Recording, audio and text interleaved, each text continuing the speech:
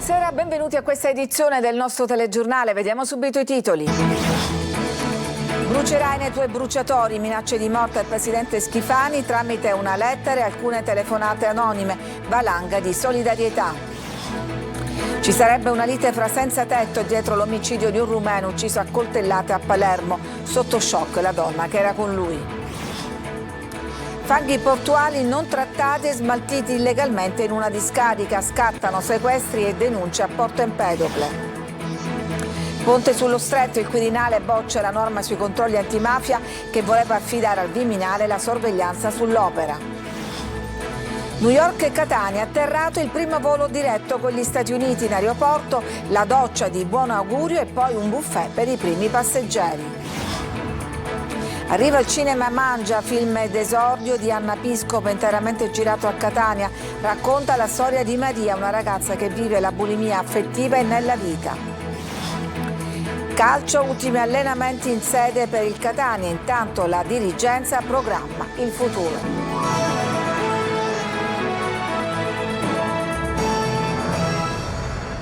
Minacce di morte al presidente della regione Schifani legate alla realizzazione dei termovalorizzatori, una lettera e telefonate anonime, pioggia di solidarietà. Sentiamo Maglio Viola. C'è un clima che si fa pesante a Palermo e in Sicilia in questi giorni. Lettere e telefonate minatorie al governatore Renato Schifani si ripetono, infatti, già da qualche settimana, ma fino ad oggi non se ne sapeva nulla. A far emergere proprio questo clima che si respira nelle stanze dei bottoni è stata una lettera giunta a casa del presidente della regione Renato Schifani, una missiva intercettata dalla scorta e consegnata alla Digos. È scritta a penna, interamente in stampatello e recita «Brucerai nei tuoi bruciatori». Una minaccia mandata proprio quando il governatore annunciava la pubblicazione da parte di Invitalia sulla Gazzetta Europea e sulla piattaforma Ingate della gara per la progettazione dei termovalorizzatori in Sicilia. Ma i termovalorizzatori non sono l'unico tema sul quale Schifani ha ricevuto minacce. Nei giorni precedenti ai centralini di Palazzo d'Orleans e ai numeri diretti della segreteria del presidente, una voce camuffata ha proferito minacce anche nei confronti della famiglia del governatore, reo di aver promosso la legge per la lotta al crack. A Schifani nel corso della giornata sono giunti centinaia di messaggi di solidarietà, non solo dai presidenti di Camera e Senato, La Russa e Fontana, anche dal presidente dell'Ars, Galvagno, dal sindaco di Palermo, La Galla, dai partiti della maggioranza, dai deputati di Forza Italia, di Fratelli d'Italia, della Lega, della DC, di Noi Moderati a tutti i livelli, ma anche da parte delle forze d'opposizione. Il rumeno ucciso a coltellate a Palermo, le indagini puntano su un altro senza tetto. Secondo le testimonianze raccolte ci sarebbe stata una lite finita a coltellate. Marco Gullà. Una lite tra clochard. È questa al momento la pista privilegiata dalla squadra mobile di Palermo sulla morte del 48enne rumeno, ucciso ieri sera in Viale dei Picciotti con ben 7 coltellate. Secondo le indagini e in base a quanto avrebbero raccontato alcune donne, ieri pomeriggio la vittima, insieme a 3 amici e 2 donne, avrebbe trascorso alcune ore nella zona della stazione centrale a Palermo a bere birra, per poi tornare verso un immobile occupato abusivamente a Villa Abate, dove abitavano. Durante il tragitto ci sarebbe stato un litigio tra i 3 uomini e la vittima è stata uccisa con 7 coltellate all'addome e al torace. Le indagini sono concentrate su un uomo che abiterebbe in una baracca vicino Viale dei Picciotti, dove sarebbe stata trovata la vittima agonizzante. Di lui si sono perse le tracce. Gli investigatori cercano l'arma del delitto e soprattutto stanno cercando di risalire all'uomo, anche lui clochard. Nel corso del sopralluogo gli agenti di polizia hanno trovato dei cagnolini che sono stati affidati al canile municipale. Motociclista di 38 anni, originario dello Sri Lanka, è morto in un incidente stradale avvenuto nella galleria Baglio 1 sulla tangenziale di Messina, in cui sono rimaste coinvolte anche 3 auto. Tutti i mezzi sono stati sequestrati e i conducenti sottoposti ad alcol e drug test. Il traffico è rimasto bloccato per ore. Fanghi portuali non trattati e smaltiti illegalmente in discarica, scattano sequestri e denunce a Porto Empedocle. Sentiamo Davide Sarto. Dirty Mud, ovvero fango sporco, è il nome dell'operazione scattata dopo 1 anno e mezzo di indagini condotte dalla Capitaneria di Porto e coordinate alla Procura di Agrigento. Al centro dell'inchiesta i fanghi del porto di Trapani che, invece di essere trattati in un impianto di lavaggio a Porto Empedocle, finivano direttamente in discarica. Secondo l'accusa, l'impianto di sediment washing installato sul molo di Levante veniva utilizzato solo in minima parte. I fanghi dragati arrivavano, venivano stoccati in un'area demaniale in località Caos e poi smaltiti come rifiuti senza alcun reale trattamento. Scattano così i sigilli per l'impianto e per tutta l'area di deposito 60.000 metri quadrati complessivi. Denunciate diverse persone per frode in pubbliche forniture e gestione illecita di rifiuti. Al centro un appalto da quasi 60 milioni di euro. Nel corso delle indagini è spuntata anche una discarica abusiva ad Agrigento, 10.000 metri quadrati trasformati in sito di stoccaggio illecito di rifiuti speciali, tra cui una grande quantità di fanghi compatibili con quelli del porto di Trapani. Anche quest'area è stata sequestrata. Le indagini proseguono per accertare responsabilità e profitti illeciti.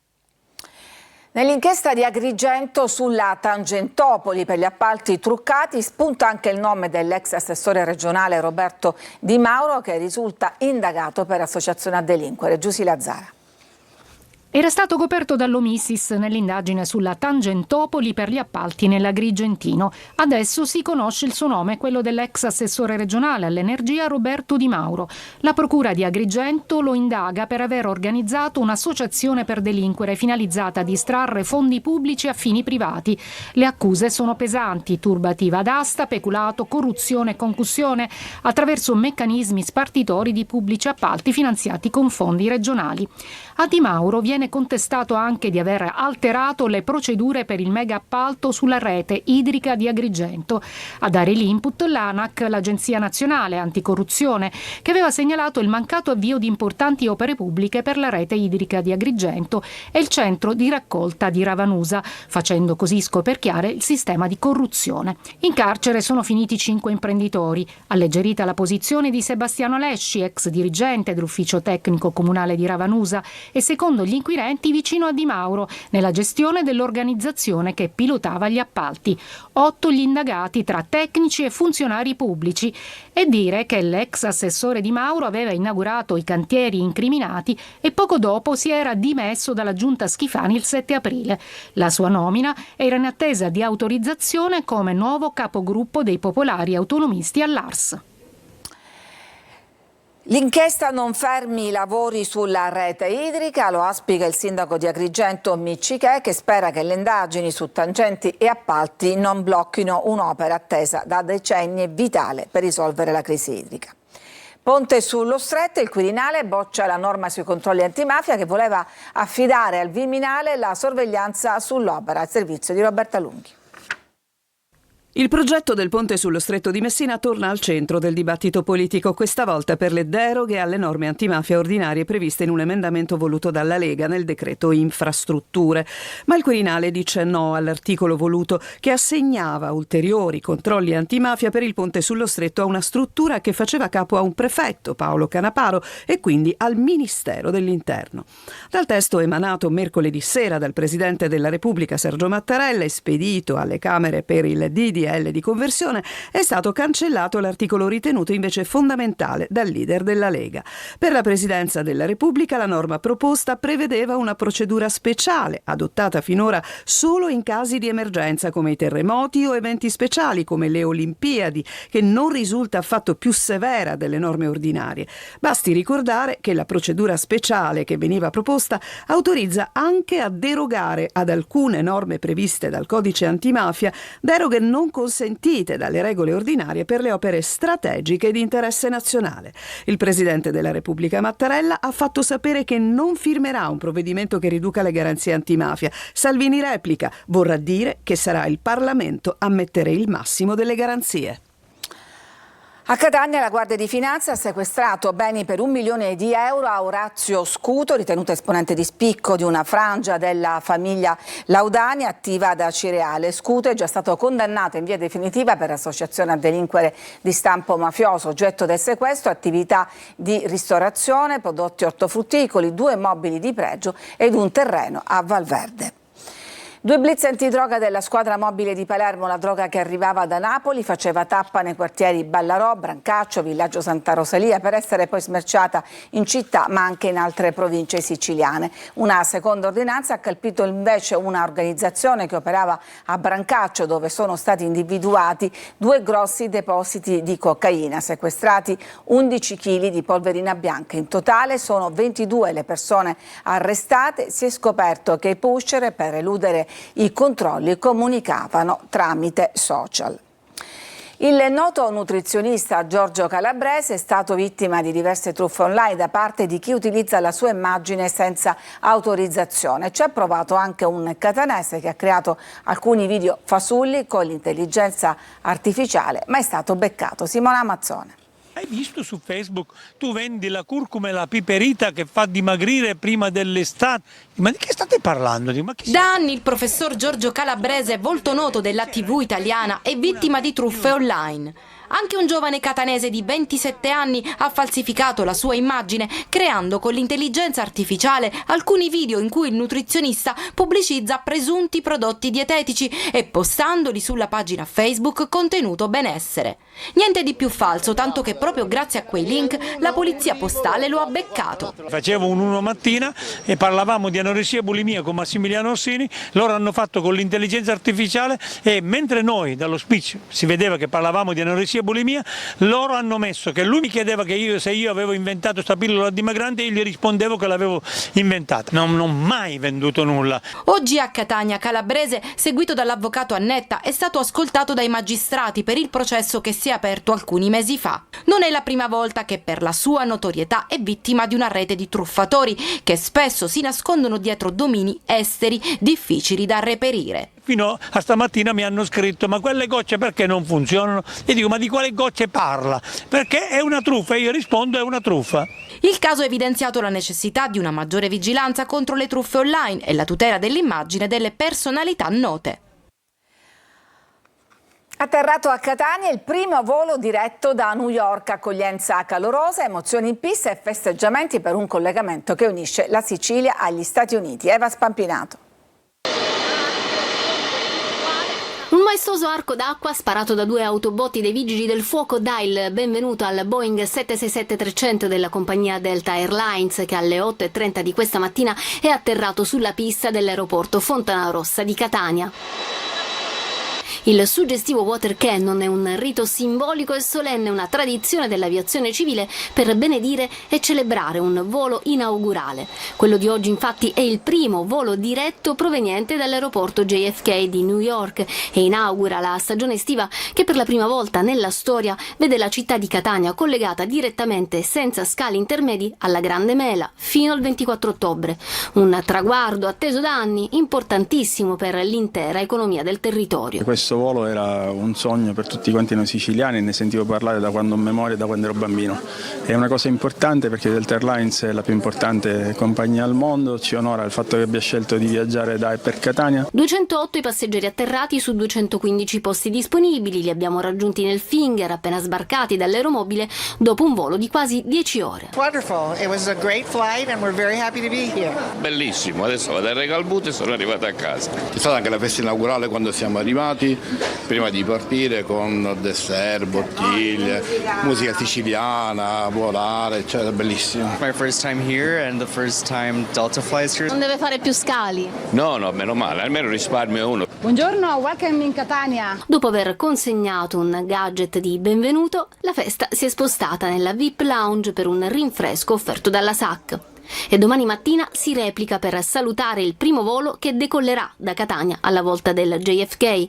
Intanto questa mattina anche a Palermo è atterrato un volo diretto da New York, ma operato dalla compagnia United Airlines, che parte e atterra dall'aeroporto di Newark. Ci fermiamo, c'è una pausa e poi torniamo con altre notizie.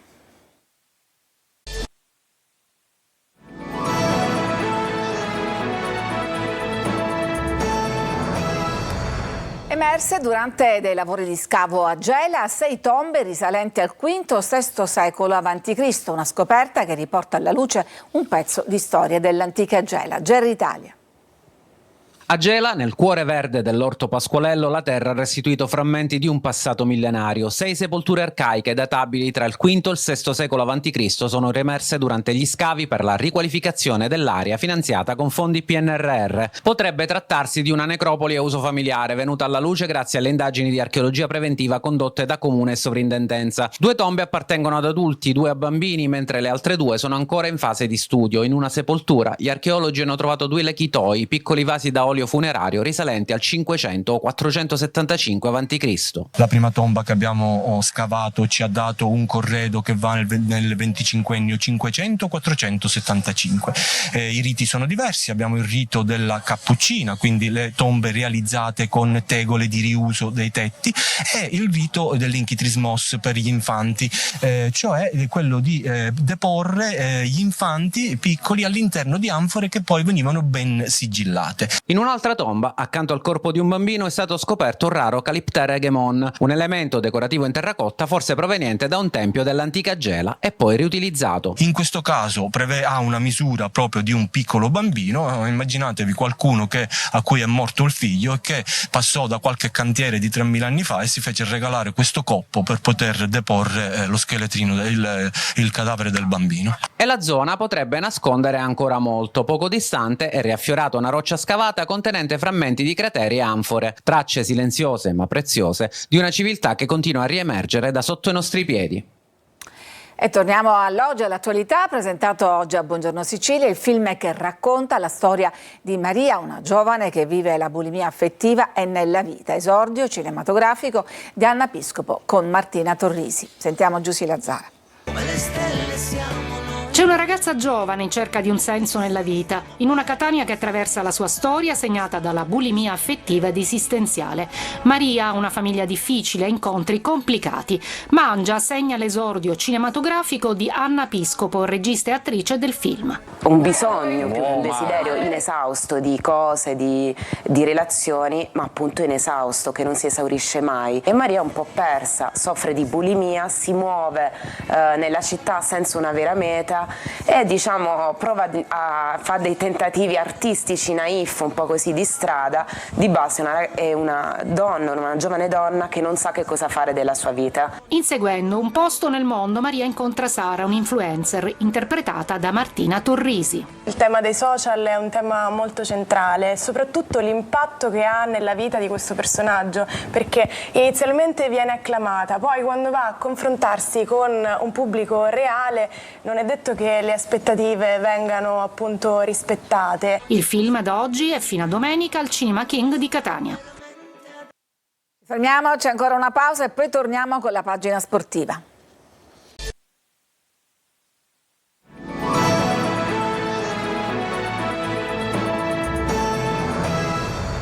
Prima di passare al calcio, una notizia dell'ultima ora. Un uomo di 56 anni si trova ricoverato in gravi condizioni dopo lo scoppio della bombola in casa. È successo a Termini Imerese.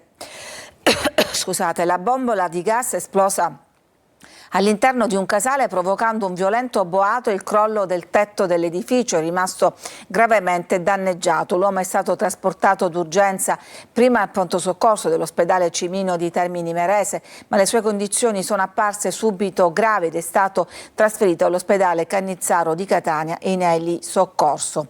I medici La vittima, ustioni alla testa e al volto, si trova ricoverato al Trauma Center in codice rosso e preso in carico dalla rianimazione. Passiamo adesso al calcio. Dirigenza al gran completo presente agli ultimi allenamenti stagionali del Catania, mentre il gruppo squadra completa le ultime sedute prima delle vacanze. Il lavoro del club diventa adesso decisivo. Marco Carli. Il collegamento fra il presente e il prossimo futuro. La squadra del 2024-2025 è tornata ad allenarsi, lavoro seguito da vicino dal vicepresidente Grella e dal DS Faggiano. La squadra è uscita con il Pescara poco più di una settimana fa. Gli abruzzesi hanno raggiunto le semifinali intanto insieme a Cerignola, Vicenza e Ternana. Ma molti dei protagonisti del Catania sono stati autori di un finale d'anno in crescendo e sono valutati positivamente dalla società che sull'ossatura dell'anno sportivo in corso, con allenamenti fino a venerdì, immagina un futuro diverso a partire proprio dall'estate, quella che ad esempio circa 10 mesi fa ha portato i primi blackout di una stagione che nel finale ha riservato le notizie migliori, compreso l'accordo con Zarbano che è operativo da tempo e in sede e già lavora su dettagli importanti. Un tema che in casa Catania è di attualità sono le prospettive di utilizzo di Torre del Grifo nel caso di aggiudicazione. Altra news arrivata proprio il giorno prima del ritorno con il Pescara, la prospettiva finalmente della casa. Il collegamento fa presente e passato continua mentre scorrono i titoli di coda della stagione attuale. In società si lavora all'iscrizione e agli altri adempimenti con la Lega. Il prossimo anno sportivo è già virtualmente cominciato. Ed è tutto per questa edizione, grazie per averci seguito, vi auguro una buona serata.